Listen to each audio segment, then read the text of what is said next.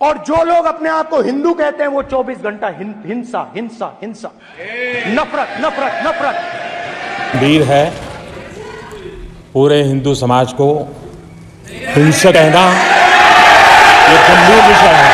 माननीय अध्यक्ष जी, शोर शराबा कर इतने बड़े वाकया को छिपाया नहीं जा सकता। विपक्ष के नेताजी ने कैटेगोरिकली कहा है कि जो अपने आप को हिंदू कहते हैं वो हिंसा करते हैं। मैं फिर से रिपीट करना चाहता हूं, उनका वाक्य था जो अपने आप को हिंदू कहते हैं वो हिंसा की बात करते हैं। तीसरी बार मोदी जी की सरकार बनी है और हर जगह खुशी का माहौल है। हम भी खुश हैं, स्वाभाविक रूप से सरकार बनी, हम खुश हैं। देश की जनता तो खुश है ही कि मोदी जी की सरकार बनी। और विडंबना देखिए, जिनको हम सोच रहे थे कि दुखी होंगे कि हमारी सरकार बनी है और उनकी सरकार नहीं बनी, वो भी खुश है। तो मुझे तो समझ में नहीं आ रहा है, अगर चहुंमुखी दिशा में खुशी का वातावरण है, हम खुश, देश खुश, वो भी खुश है, तो खतरे में कौन है और भयभीत कौन है? किसी को भयभीत नहीं होना चाहिए बंधु। आप तो खुश हैं, आप तो खुशी जाहिर कर रहे हैं, और डबल खुशी तो हमारे पास है। हमारे पास खुशी इस बात की भी है कि हमने सरकार बनाई है, और खुशी इस बात की भी है कि एलओपी राहुल जी बने। डबल खुशी है। और एक राहुल जी नहीं बने हैं, दो राहुल जी। आज एक राहुल जी ने कहा मैं आज एक नहीं हूं, मैं दो। जब एक राहुल से इतना बड़ा एसेट का आपने प्राप्ति हुई थी, आप सोचिए दो राहुल से इस देश को कितना लाभ होगा। और मुझे लगता है हमारे जो विपक्ष के साथी हैं उन्हें भी दो राहुल से बहुत ही लाभ होगा।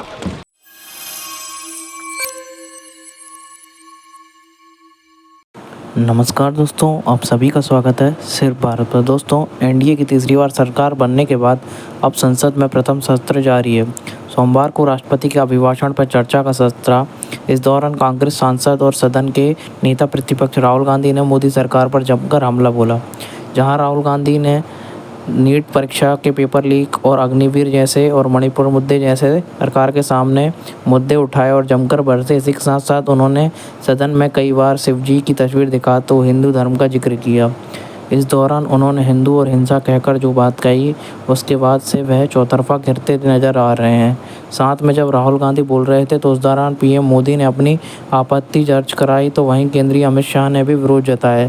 इसके अलावा राहुल गांधी ने भाषण में कई बार बातों को सत्ता पक्ष को झूठ भ्रामक बताकर अपना ऊपर खुद ने सेल्फ गोल कर लिया। इसी के ऊपर बीजेपी नेताओं ने भी राहुल गांधी को अच्छी तरीके से क्लास लगाई और बताया है कि वह सारे हिंदुओं का अपमान ना करे। आइए देखते हैं इस वीडियो को।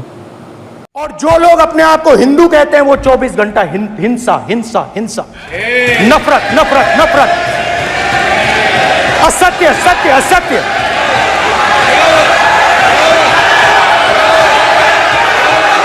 आप हिंदू हो ही नहीं।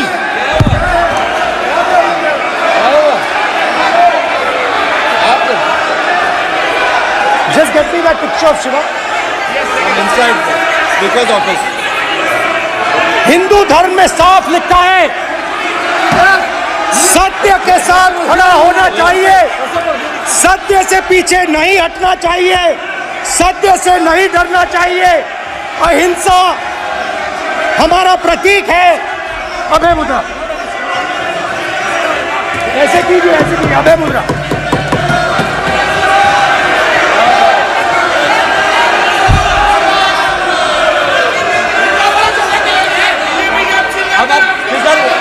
नहीं आएगा। प्राइम मिनिस्टर भी नोट नहीं है। प्राइम मिनिस्टर भी स्पीकर की तरफ से कोई नहीं आएगा। This will happen here. Speaker will do this, it will repeat again. भाई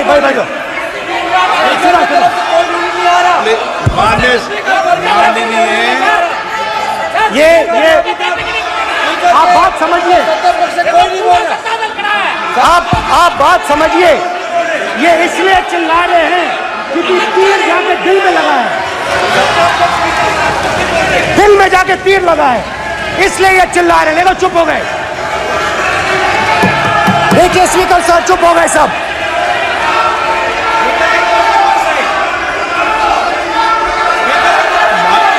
एक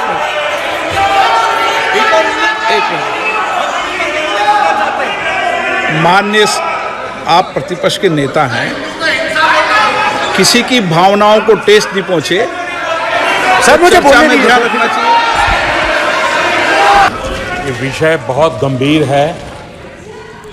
पूरे हिंदू समाज को हिंसक कहना ये गंभीर विषय है। बीजेपी को आपको नहीं, नरेंद्र मोदी जी पूरा हिंदू समाज नहीं है, बीजेपी पूरा हिंदू समाज नहीं है, आरएसएस पूरा हिंदू समाज नहीं है।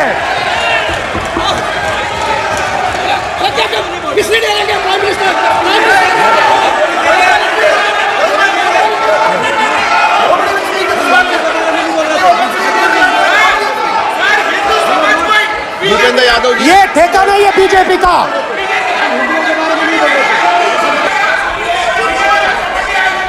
गृह मंत्री जी, नो आप डिबेट में, गृह मंत्री जी।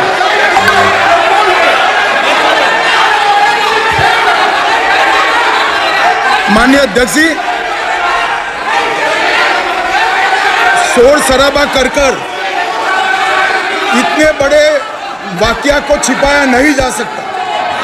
विपक्ष के नेताजी ने कैटेगोरिकली कहा है कि जो अपने आप को हिंदू कहते हैं वो हिंसा करते हैं।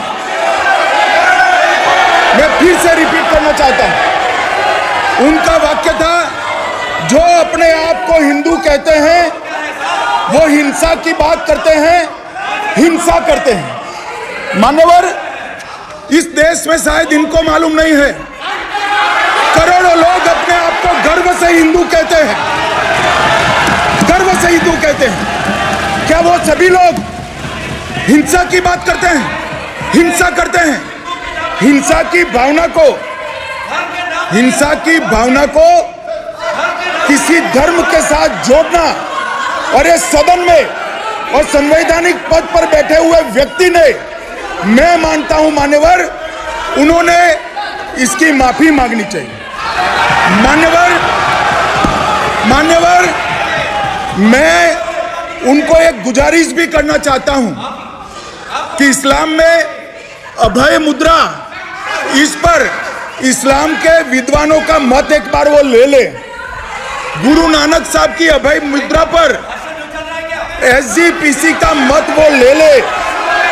और मान्यवर, अभय की बात तो इनको करने का कोई अधिकार नहीं है। आपातकाल में पूरे देश को इन्होंने भयभीत करा है, लाखों लोगों को जेल में डाला, और आतंक, वैचारिक आतंक अगर कभी था, वैचारिक आतंक कभी था तो आपातकाल के वक्त था। और मान्यवर, दिल्ली में दिन दहाड़े हजारों सिख भाइयों का कत्लेआम उनके शासन में हुआ। आज वो भय की बात कर रहे हैं। मान्यवर, मेरा आपसे आग्रह है कि श्री राहुल गांधी, नेता प्रतिपक्ष, पहला भाषण होने के बावजूद माफी मांगनी चाहिए, न केवल सदन, पूरे देश की माफी मांगनी चाहिए। सभापति महोदय, तीसरी बार मोदी जी की सरकार बनी है और हर जगह खुशी का माहौल है। हम भी खुश हैं, स्वाभाविक रूप से सरकार बनी, हम खुश हैं। देश की जनता तो खुश है ही कि मोदी जी की सरकार बनी। और विडंबना देखिए, जिनको हम सोच रहे थे कि दुखी होंगे कि हमारी सरकार बनी है और उनकी सरकार नहीं बनी, वो भी खुश है।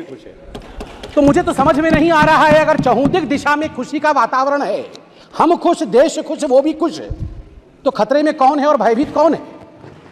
किसी को भयभीत नहीं होना चाहिए बंधु। आप तो खुश हैं, आप तो खुशी जाहिर कर रहे हैं, और डबल खुशी तो हमारे पास है।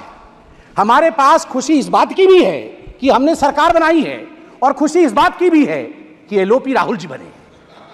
डबल खुशी है। और एक राहुल जी नहीं बने हैं, दो राहुल जी। आज एक राहुल जी ने कहा मैं आज एक नहीं हूं, मैं दो। जब एक राहुल से इतना बड़ा एसेट का हमें प्राप्ति हुई थी, आप सोचिए दो राहुल से इस देश को कितना लाभ होगा। और मुझे लगता है हमारे जो विपक्ष के साथी हैं उन्हें भी दो राहुल से बहुत ही लाभ होगा। नहीं, अच्छी बात है। देखिए, राहुल जी एक एसेट हैं, इसमें कोई दो मत नहीं। मुझे लगता है विपक्ष के मेरे साथी भी इससे सहमत होंगे कि Rahul ji is an asset. Now we have double assets.